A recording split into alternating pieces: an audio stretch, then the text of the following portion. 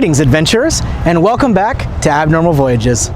My name is David, and today we find ourselves in Arlington, Texas, at the International Bowling Museum and Hall of Fame. Tag along as we bowl a perfect game. We're going to a place that you've never heard of before. It's Abnormal Voyages.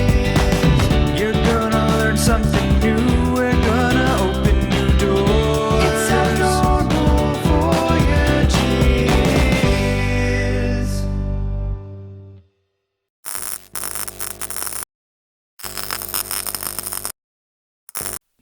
The Hall of Fame Museum is located inside the International Bowling Campus, a true mecca of all things bowling, where they even hold actual professional bowling competitions. All of this was formerly located in St. Louis, Missouri, but moved here to Arlington, Texas in 2010. There are countless bowling artifacts here, including this strike bike that is from the TV show American Choppers, and now it's here for any visitors to come and admire. We are now in the museum. It's time to head down that bowling lane. The strike bike motorcycle was pretty awesome, but the pin car by far stole my heart. This great-looking car was made in the 1990s and has found a happy home here at the museum. Good thing too, because the top speed on this is only about 40 miles per hour. But speaking of fast cars, bowling has actually had a partnership with NASCAR for quite a while, even having their own bowling-themed race that drivers are able to be a part of. On display were a couple of the trophies and other artifacts from these races. But let's go back for a little history. Though normally seen as a pretty modern game, bowling actually has roots that stretch all the way back to ancient Egypt. Let's look at a timeline of this great sport. That's right, the roots of bowling stretch back to over 5,000 years ago. They've recovered artifacts and had multiple drawings found in different tombs and different walls that show a game pretty similar to what we have today. Of course, it's not the same as modern bowling, but you can see where they were going with it and kind of connect the dots of how we got to what we have today. And who knows, maybe there really is a mummy out there who loved it so much, he got buried with his bowling ball. We skip ahead to where bowling made its way to Europe. Now, nobody's really sure how it got to Europe, but a lot of people think that the responsibility for that lies with the Greeks. There's no direct evidence to support that it was the Greeks, but there's quite a bit of circumstantial evidence that really puts it in their favor. Now, once the pins and balls had made their way over to Europe, lots of different games formed. It still wasn't quite the modern bowling that we know, but it was getting a lot closer. Here's some of the older pins and items that they used to play their games. Like I said, really different looking. But then we ended up on this one that they actually had a complete display of. Lawn bowling. Even had the bowling title in there. They had a nice lane-like way to throw the ball down and knock over the pins. Pretty close to what we have today, and people seemed to really enjoy the game. And inevitably, the next step was the great game of bowling making its way to the good old US of A. That's right, finding its home in America. Like a lot of things, bowling actually has immigration to thank for it coming over to the United States. It was a German immigrant who is credited with bringing over the game in the format that we know it today. Now, though he was the one who really pushed it and got it over here, he wasn't the only one, and we actually recognize 5 founding fathers of organized bowling, all of them very important to furthering this fantastic sport. Much like the Europeans before them, Americans really digged this game. it became quite a popular sport, and, as happens when something becomes popular, new rules had to be formed. There was organizations. There had to be an official way to play it so that everybody was on the same page and could enjoy this game together. Before the establishment of the American Bowling Congress in 1895, balls could be various weights and sizes, so they had to put more regulation on it to make it a more fair game. Now, the rules are that the ball can weigh no more than 16 pounds and they have to be 27 inches in circumference. So this one here is 16 pounds and exactly 27 inches around. And then for a lighter ball, for those who can't pick that one up, this one over here is 9 pounds and 23 inches. Much lighter, but still gets the job done. And it allows you to roll it down those wonderful lanes like this one behind me. This is an older style bowling alley, to be sure, but still much closer to what we have today when compared to something like the lawn bowling or things like that we saw earlier. But there were definitely some key differences. It was a dirty job, but somebody had to do it. The pin boys used to pick up the pins after they got knocked down.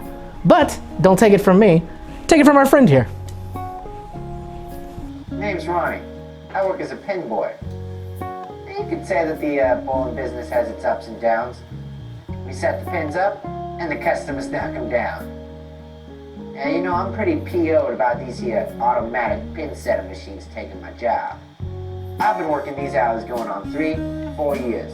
And listen, I do okay. Better than any of the older guys. Hey, spotting pins ain't no game for sissies. It's tough, and it's dirty, and you can get hurt. And I ain't kidding. You gotta be able to take a beating. Well, with pins flying around, hitting you in the shins, knees, and stuff. You can get real hard if you're not paying attention. Besides that, it's hard as heck in the pits. No with no fans or fancy air conditioning or nothing. Yeah, some of the guys smoke every chance they get. Some of the guys have some pretty bad habits. They don't last long. Looks like I got myself a customer. And don't worry about me none. Boss says when the new pin sets are in, I can work at the front counter. Hey, why don't you bowl a couple lines? Why are you here? I'll see you around. Hopefully, Ronnie is going to be okay with his new job because automation got into full swing. No longer was there need for pin boys. Everything was done by machines. Other machines also became involved, namely television cameras. Bowling became a sport so popular that people wanted to even watch it on TV. It was almost like a baseball game or something like that, where you could sit back and watch your favorite pro bowlers duke it out against each other on the lanes. And if anything, this made people want to get out there and bowl even more themselves. Thus formed the beer leagues. These were non-professional leagues that gave amateurs a chance to come together and form teams that got together and competed against each other during the weeks. And they were commonly at first sponsored by beer companies, thus the name beer leagues. This certainly got the word out there and made bowling even more popular than it already was. Bowling was popping up everywhere, such as this really cool bowling alley sign. I love the vintage neon. In the 17th and 18th centuries, German, Dutch, and English... There's even this lovely theater where you can sit back and watch a short documentary all about bowling. Shh. While the USA was loving bowling, so was the rest of the world. Let's take a look at what was going on overseas. Considering we primarily have a German immigrant to thank for bowling coming over in the format that it did, it should come as no surprise that Germany loved bowling. It was actually in the Berlin Olympics, which brought international attention to the sport. Europeans were holding massive bowling tournaments and creating leagues of their own. Soon there was actually a world bowling government that was able to make rules to keep everything in line, so it was that much easier for people from all over to come together and bowl a few games. Though bowling has only technically been an exhibition game at the Olympics, they continue to fight for its inclusion, and it is still one of the most popular sports featured in the Special Olympics. Of course, it wasn't long before bowling entered the professional realm, and pro bowlers took the stage. As anybody who's familiar with the cult classic movie Kingpin can tell you, there is a vast world to professional bowling. Much like any other professional sport, the bowlers have sponsorships from different companies and enter in various tournaments and championships throughout the season. The popularity levels might not quite be the same as an NFL game or a big baseball game yet, but I assure you, watching one of these matches in person is just as exciting. A lot of people spend their entire life training to make the pros, and this is where they're rewarded. Their accomplishments live on, and hopefully, they find a place here at the Hall of Fame. Well, we've covered the players in bowling, but what about the other aspects? What about the actual physics of the game? How is the ball made? How are the pins made? What goes into making this sport come to life? Well, I'm glad you asked. That's what we're going to explore right now. First, we look at the actual field that the game is played on, the bowling lane itself. Though they may look ordinary, there's actually a lot that goes into preparing this before any game. For example, did you know that there is 5 specific oil patterns that can be used? This actually affects a lot of things in the game, not least of which is how you decide to throw your ball. Fascinating. So now we come to the bowling pin. It starts out as a humble block of wood, much like this. It just has the very basic shape of a pin, and then it keeps going through the process. More things get added, it gets sanded down. It's definitely taking that classic shape now. They're putting varnishes on it, they're putting different plastics on it. This is the inside of it, so it still remains very much solid wood. And before long, you have an official USB-C approved bowling pin. Seeing the stages of the pen was a little like getting a peek behind the curtain of a, behind-the-scenes tour or something. I really liked it and had no idea that so much went into these simple objects. Now we turn to the bowling ball. Now it used to be that every ball had a basic core in it that helped it go straight. However, we have moved on from that. Technology has advanced, and now the core of a bowling ball can be one of hundreds of different shapes. This affects everything about your ball, the way it's thrown, what angling it's gonna take. It's a very, very important piece.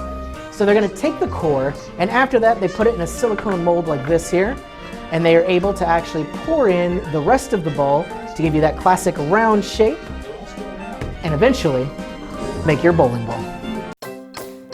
And nearby was a handy chart that showed you the 6 different stages of creating a bowling ball. Now, an important factor of the ball is actually what material you make it out of. You have different options here, such as this one, which is your plastic polyester ball. This is probably what you're most familiar with if you're going to a basic bowling alley. This is usually what they have to rent out to people as their house balls. But then we get to some fancier ones, such as this polyurethane ball here. This was introduced in 1980. It's going to be a little softer than your polyester ball there. This one up here, these reactive balls, these are great at reacting better to different oils that are going to be on the lane. So if you know how to do that properly, this really gives you a little bit of an edge. And then particle balls, like this one here, that actually have bits of glass and ceramic that get blended in with the urethane and resin. So depending on what kind of bowler you are, they got the perfect ball out there for you. And the part I know you've been waiting for, the actual Bowling Hall of Fame. Unlike other Hall of Fames that we've visited, where they have big walls and things with just pictures of people, here they've streamlined it and made it a little more technologically advanced. Using these computer screens here, you can actually go through and find whoever you'd like in the Hall of Fame. You can go by country, by state, you can go by induction year, we can do that here. And that'll bring up a list of years here that we can find out who was in it. Let's find out who was the very first one. So we go to 1941, 1949, and it looks like they go in alphabetical order here.